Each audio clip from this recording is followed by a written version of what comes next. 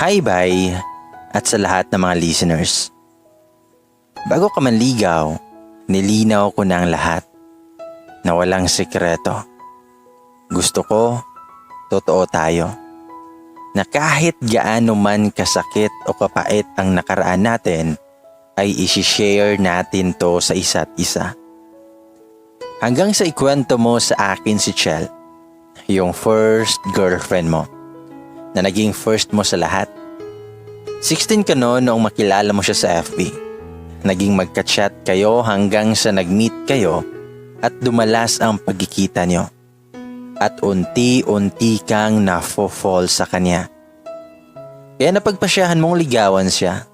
Simple lang siya, mabait, tahimik, sweet, at magaling magluto. Halos 3 buwan kang nanligaw sa kanya at sinagot ka niya. Nung mag-third mansary kayo, ay may nangyari sa inyo doon sa apartment ni Chel.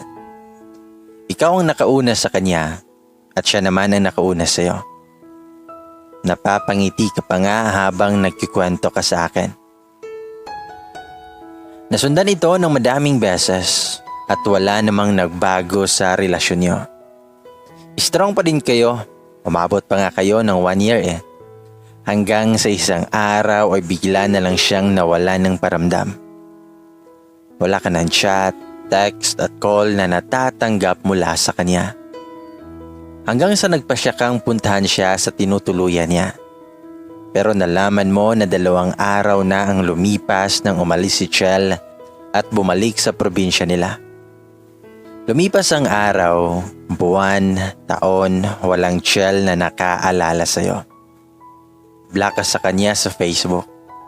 Sa tuwing tatawagan mo siya sa phone, lagi kang pinapatayan. Gusto mo siyang sundan. Gusto mo siyang hanapin. Gusto mo siyang makasama ulit.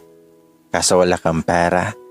Hindi sapat yung naipon mong pera para puntahan siya dahil nag-aaral ka ng panahon na yon. Nagkasya ka na lang sa pagtingin sa litrato niya. Litrato niyong 2. Ilang beses ka pa ngang nanalangin na sana nabuntis mo siya. Na sana magkaroon ng way para balikan ka niya. Para magkaroon ng pagkakataon na hindi na siya mawala sa tabi mo. Sobra kang nasaktan. Oo, ramdam ko yun, mahal. Ramdam ko yun habang nagkikwento ka. Ramdam ko na minahal mo talaga siya. Na kung bibigyan ka ng pagkakataon na makita siya ay alam kong babalikan mo siya. Tinanong ko sa iyo ang pangalan niya dati sa Facebook. Nung una ayaw mo pang ibigay. Nag-aalala ka na baka awayin ko siya dahil alam mong war freak ako. Pero nung nakulitan ka sa akin ay binigay mo din. Isinearch ko siya sa Facebook. Inistalk ko siya mula sa picture niya. Hanggang sa mapadako ang mata ko sa litrato ng isang batang lalaki. Kasabay ng caption na Happy 3rd Birthday. Ang apelyado ng bata ay apelyado mo. Agad na lumakas ang tibok ng puso ko. Nawalan ako ng kulay na tila tumigil ang pag-ikot ng mundo ko. Yung mata ng bata, yung ilong at labi niya, kamukha ng sayo. Para kayong pinagbiyak na bunga. Kahawig na kahawig mo siya, mahal. Marami akong nakitang picture doon, halos ang lahat ay sa bata. Mula nang nasa sinapupunan niya ito, hanggang sa lumaki. Hindi ko to sinabi sa iyo, mahal. Pasensya na at ayoko pa kasi.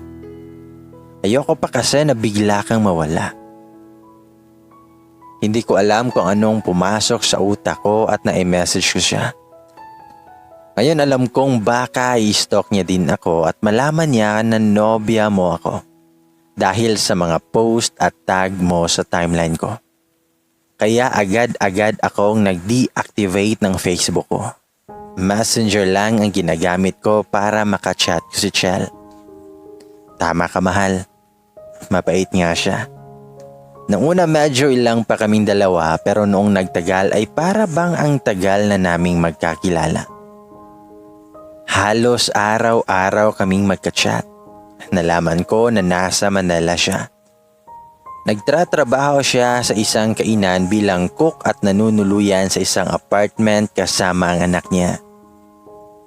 Lumipas ang ilang buwan, mahal, ay lihim akong nakipagkita kay Chel. Lumuwas ako ng Manila, mahal. Sa pagkakataong to, nakita ko siya. Nakita ko yung anak mo at yung babaeng minahal mo na sa tingin ko ay mahal mo pa din hanggang ngayon. Matagal kaming nag-usap at nagkasama ni Chel at ng anak niya. Para bang ang tagal na naming magkakilala. Hanggang sa kunyari ay nagtanong ako kung asan ang tatay ng anak niya. Sinabi niyang nasa malayo daw ang tatay nito. 16 daw siya nang mabuntis ng nobyo niya. Noong nalaman niya na nagdadalang tao siya, ay umalis siya at tumayo sa kanyang nobyo. Ayaw niya daw kasing maging pabigat siya sa nobyo niya gayong alam niyang nag-aaral pa ito. Gusto niyang maabot ang pangarap ng nobyo niya. Ayaw niyang maging hadlang siya at ang anak niya sa kinabukasan ng nobyo niya. Kaya umalis siya kahit na mahal niya ito. Tahimik lang akong nakikinig sa kanya. Marami pa kaming napagkwentuhan hanggang sa imbitahan ko siya na minsan ay dumalaw sa probinsya natin. Ayaw pa nga niya dahil malayo daw at wala siyang pamasahe. Kaya inabutan ko siya ng pera noon. Noong una ay ayaw pa niyang kunin pero bandang huli ay napilit ko din. Natutuwa ako sa anak mo, mahal. Parang ikaw. Napapangiti na lang ako sa tuwing mahuhuli ko siyang pasimpleng sumisilip sa akin habang nagtatago sa likod ni Chel. Ang cute niya, mahal. Kamukha mo. Siguro ay ang saya niyong tingnan bilang isang pamilyang buo. At dumating ang birthday mo, mahal.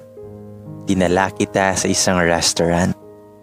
Tinakpan ko pa ng panyo ang dalawa mong mata. Hinalikan pa kita sa labi at niyakap ng mahigpit kasabay ng pag-iyak ko. Ito na ang huli, mahal. Tinanong mo pa nga ako, mahal, kung bakit ako umiiyak. Sinabi ko na lang na sobrang saya ko kasi nakilala kita, na siya namang ikinangiti mo. Nakatago tayo sa labas ng restaurant kung saan madilim at walang nakakakita.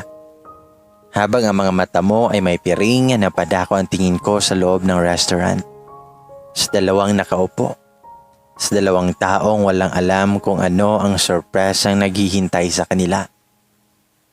Sa dalawang taong alam kong mamahalin mo. Tinawag ko ang isa sa mga kaibigan mo at inutusang ipasok ka na sa loob ng restaurant. At nagpaalam muna ako sa iyo na may kukunin lang ako saglit. Pero hindi, mahal. Naiwan ako sa pwesto kong yon, kung saan tanaw na tanaw kita. Andon ka na, mahal. Andon ako nung tinanggal mo ang takip mo sa mga mata. Kung paano nagtagpo ang mata niyong dalawa. Kung paano mo siya niyakap ng mahigpit. Kung paano mo siya halikan sa labi. Kung paano mo napagtanto na wala na ako sa tabi mo. Mahal, si Chel at ang anak mo. Sila ang regalo ko sa iyo, mahal. Matagal ko na itong pinag-iisipang mabuti. Mahal kita. Mahal na mahal, pero hindi sapat yung pagmamahal ko sa kayang ibigay ng dalawang taong matagal na nangungulila sa pagmamahal mo. Panahon na siguro, mahal, para bumawi ka sa kanila. Sa haba ng panahon na wala ka sa tabi nila. Aminado ako na masakit yung ginawa ko. Masakit na inilihim ko yon sa'yo. Masakit na set up ang pagkikita nyo na parehas kayong walang alam. Masakit na simula nung araw na yon ay hindi ka na sa akin, na ikaw ay sa kanila na. Masaya na ako, mahal. Masaya na ako na masaya ka sa piling nila. Masaya na ako na binalikan mo sila. Balang araw ay mauunawaan mo din ako kung bakit ko ito ginawa. Lalayo ako sa iyo at hahanapin kung ano o sino ang para talaga sa akin. Tanga daw ako kasi bakit hinayaan kitang mawala at mapunta sa iba. Gayong mahal na mahal kita. Pero isa lang ang laging sagot ko. Wala nang mas sasaya kapag buo ang pamilya. At noong gabing yon, bago ko siya makitang yumakap sa kanyang anak, muling bumaha yung luha sa aking mga mata. Parang pinipiga yung puso ko nung oras na yon. Kahit masakit, kahit mabigat sa loob ko, tumalikod ako at humakbang na papalayo sa lugar kung saan ako nakatayo at nakamasid sa kanya. Masaya na ang mahal ko. Masaya na sila. Buo na siya. Hindi ko alam, mahal, kung paano ako nakauwi sa bahay gayong lutang ang isipan ko. Na tipong muntik na akong masagasaan sa pagtawid ko. Para bang tila lahat ng bagay sa mundo ay hindi ko pansin. Maliban sa sakit na nararamdaman ko noong mga oras na yon. Mahal, tinanong ako ni Mama kung ano ang nangyari sa atin. Hindi ko magawang magsalita, mahal. Napayakap na lang ako sa kanya ng mahigpit. Doon ko naisip na tama lang yung ginawa ko. Na tama lang na ginawa ko yung dating ginawa ni Mama nung lumayo siya kay Papa. Nung nagpabaya siya dahil hindi kami ang tunay niyang pamilya. Siguro ay ganito din ang naramdaman niyang sakit nang mas piliin niya ang kasiyahan ni Papa. Pumasok ako sa kwarto at doon ay binuksan ko ang aking cellphone. Doon ko nakita yung wallpaper kung saan sa litratong yon ay masaya tayong dalawa. Napangiti na lang ako ng mapait. Nakita ko din noon ang maraming missed calls at messages na galing sa iyo lahat. Na ang tanging laman ay sorry, mahal. Alam kong nabasa mo na ang text ko kung saan nakalaman ang lahat na nangyayari ngayon. Hindi ko kasi kayang sabihin sa iyo ng harapan. Natatakot ako na baka hindi ko makayanan at hindi kita mabitawan. Mahal, hindi ka dapat nagsasorry. Walang may kasalanan. Walang dapat sisihin.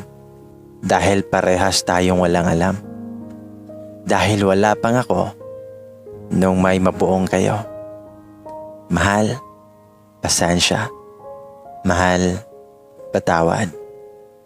Kung ako man ang pinili mo noong gabing yon, hindi ko isusugal ang kasiyahan ko para sumira ng kinabukasan ng isang bata at ng isang pamilya. Mahirap lumaki na hindi buo ang pamilya dahil ramdam ko yon. At kung siya man ang pinili mo noong gabing yon, masaya ako. Masaya ako na nagkaroon ng magandang resulta ang pagsuko ko sa iyo. Mahal, huwag mong isiping hindi kita minahal. Na ganoon kadali para sa akin, hayaan ka. Mahirap at masakit para sa akin yun, mahal. Mahirap magpalaya ng taong mahal na mahal mo. Pero kailangan ko yung gawin, mahal. Dahil hindi ko makakayang manatili at maging masaya sa tabi mo. Lalo na kung alam kong may nangungulila sa pagmamahal mo. Bilang ama at bilang asawa. Mahal, nagpapasalamat ako sa maiksing panahon na nakasama kita. Sa maiksing panahon na naramdaman ko ang isang tunay na pagmamahal. Hindi man tayo ang inalaan, alam naman nating parehas na masaya tayo sa buhay natin ngayon. Masaya na din ako ngayon. Hindi na mababaka sa aking mukha ang lungkot ng nakaraan. Natanggap ko na rin na hindi tayo ang para sa isa't isa.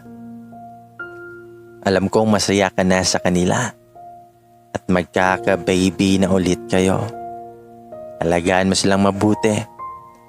Alam kong magiging isang mapagmahal kang asawa at ama dahil napakabuti mo. Hindi man naging tayo sa huli, mananatili kang espesyal para sa akin. Kung maririnig mo ito, Chel, humihingi ako ng kapatawaran kung hindi ko iyon sinabi agad. Patawad kung pinangunahan kita gayong wala akong alam kung gusto mo pa bang balikan siya. Kung hindi ko man mahingi ang kapatawaran mo, handa akong maghintay. Alagaan mo siya, Chel. Mahalin mo siya tulad ng pagmamahal mo dati sa kanya.